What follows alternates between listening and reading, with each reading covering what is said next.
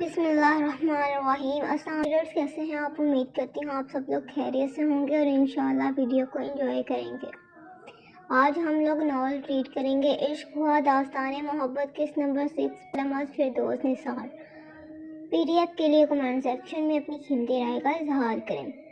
سرد آنکھوں سے وہ اپنے سامنے پڑی لاش کو دیکھ رہا تھا جو آہستہ آہستہ سرد ہو رہی تھی۔ میں نے کہا تھا نا اسیر، اپنی حد میں رہو اور اپنے اعمال درست کر لو، لیکن تم نے کیا کیا؟ بجائے کہ تم انسانی جسم کے اعضاء کی خرید و فروخت چھوڑ کر سدھر جاؤ، تم نے میری فیملی تک پہنچنے کی کوشش کی۔ تم یہ پتہ چلانے کے پیچھے لگ گئے کہ میری کمزوری کیا ہے، لیکن افسوس کمزوری نہیں ہے اسیر، اور وہ لڑکی جو میری منگیتر ہے اور آج شام میرے نکاح میں ہوگی، وہ میری کمزوری نہیں، میری طاقت ہے۔ ویسے تو مجھے کوئی حق نہیں پہنچتا کہ میں کسی کی جان لوں، لیکن کیا کروں، مجبوری تھی۔ تم جیسے حیوان کو زندہ نہیں چھوڑ سکتا تھا۔ سرد آنکھوں سے لاش کے پاس بیٹھا وہ اسے یوں بول رہا تھا جیسے وہ اس کی باتیں سن رہا ہو، لیکن وہ تو کب کا مر چکا تھا۔ اس کے وہ ہاتھ جس سے وہ انسانی جسم کے اعضاء کی خرید و فروخت کرتا تھا، وہ ہاتھ کئی ٹکڑوں میں کٹے پڑے تھے۔ زمین پر پھیلا اس کا خون مقابل گھٹنوں کے بل بیٹھے شخص کے سفید جوتے گندے کر گیا تھا۔ بڑی بے دردی سے اسیر کو مارنے کے بعد وہ اسے ایسے باہر نکلا جیسے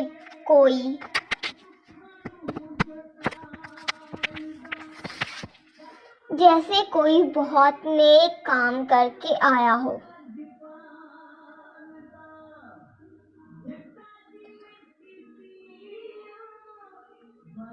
ڈیئر ریڈرز، اگر آپ لوگوں نے ابھی تک ویڈیو کو لائک نہیں کیا تو جلدی سے ویڈیو کو لائک کر دیں، اور اگر آپ لوگ ہمارے چینل پر نئے ہیں تو چینل کو جلدی سے سبسکرائب کر لیں اور بیل آئیکن کو پریس کرنا بالکل نہ بھولیں تاکہ ہماری آنے والی ہر نئی ویڈیو کا نوٹیفیکیشن آپ لوگوں کو ملتا رہے۔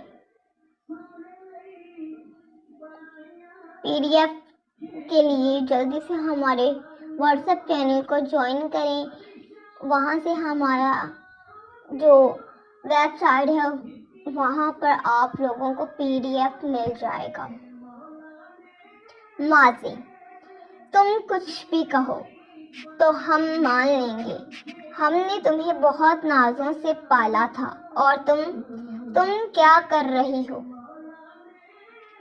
تمہیں ذرا احساس نہیں ہے؟ اب تم اس سے طلاق لینے کے لیے اس قدر جھوٹ بولو گی، جھوٹ کا سہارا لو گی، تم اس پر اس قدر گھٹیا الزام لگاؤ گی۔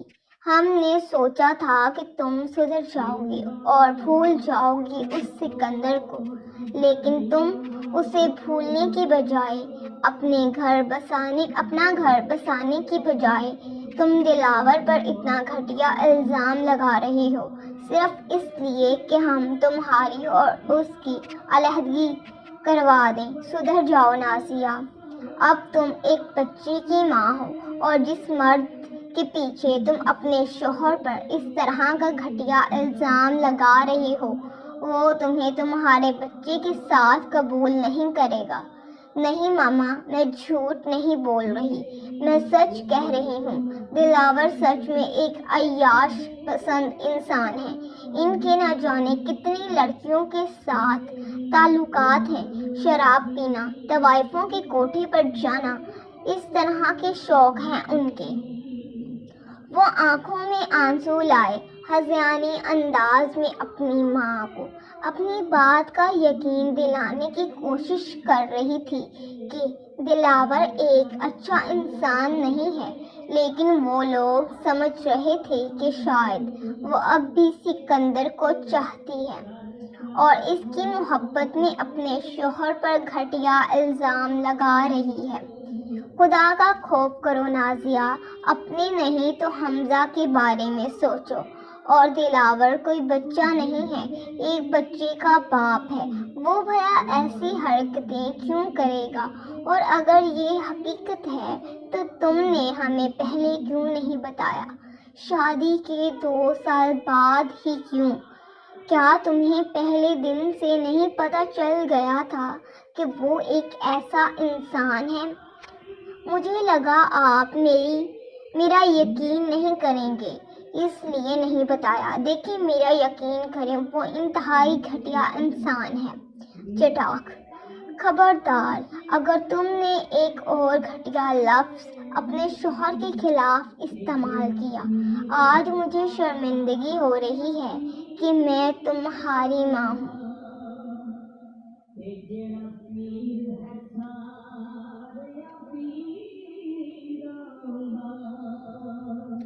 میں نے تو تمہاری تربیت ایسی نہیں کی تھی کہ تم ایک مرد کے پیچھے اپنے شوہر پر اس طرح کے گھٹیا الزام لگاؤ، اپنے شوہر کو اس طرح کے گھٹیا القابات سے نوازو۔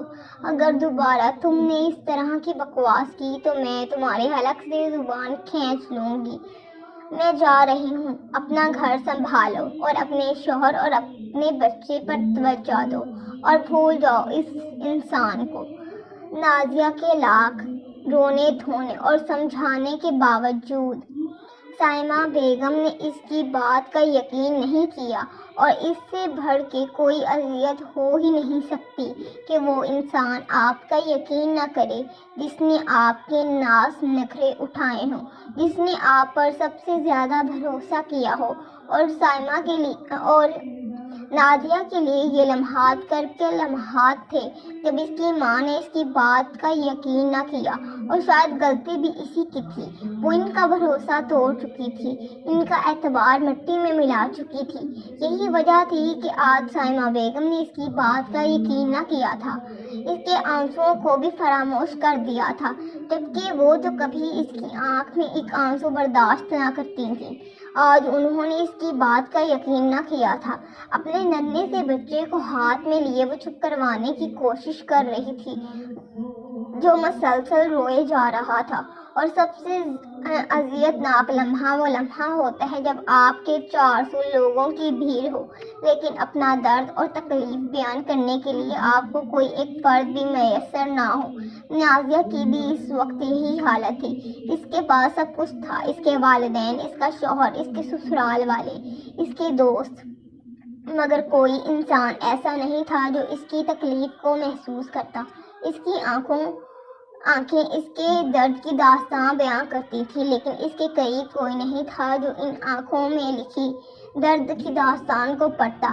اس کی خود کی ماں نے اس بات کا یقین کرنے سے انکار کر دیا تھا کہ وہ اذیت میں ہے، باقی اس کے پاس بچہ ہی کیا تھا۔ اتنی اذیت تو شاید اسے دلاور سے ملنے والے زخموں کی بھی نہیں تھی جتنی تکلیف اسے اس بات نے پہنچائی تھی کہ اس کی ماں اس کا اعتبار نہیں کرتی، وہ اپنے ماں باپ سے اعتبار کا رشتہ کھو چکی ہے۔ وہ حمزہ کو سلا کر جب کمرے میں داخل ہوئی تو دلاور کے ہاتھ میں اس کی سونے کی چوڑیاں تھیں۔ دلاور: یہ آپ کیا کر رہے ہیں؟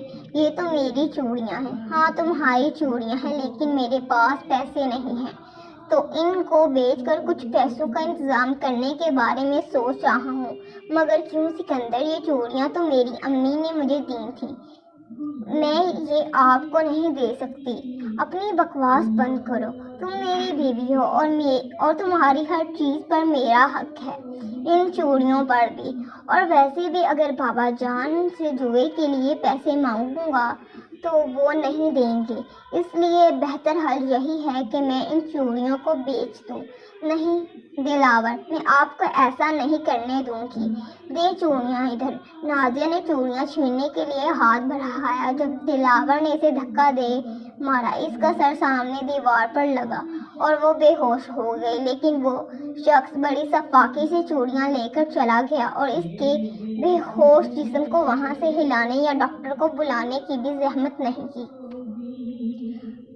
پاپا آپ عورتوں والے کام کیوں کر رہے ہو؟ پاپا آپ عورتوں والے کام کیوں کر رہے ہیں؟ انفال نے بڑی معصومیت سے اپنی توتلی زبان میں زرگام سے پوچھا، جو کچن میں کھڑا چائے بنا رہا تھا۔ نہیں میری جان، یہ عورتوں والے کام نہیں ہیں۔ محبت باش نظروں سے انفال کی طرف دیکھا اور اسے اٹھا کر شیلف پر بٹھاتے ہوئے بہت پیار سے کہا، اچھا جی میری گڑیا، آپ کو پتہ ہے ہمارے نبی حضرت محمد صلی اللہ علیہ وآلہ وسلم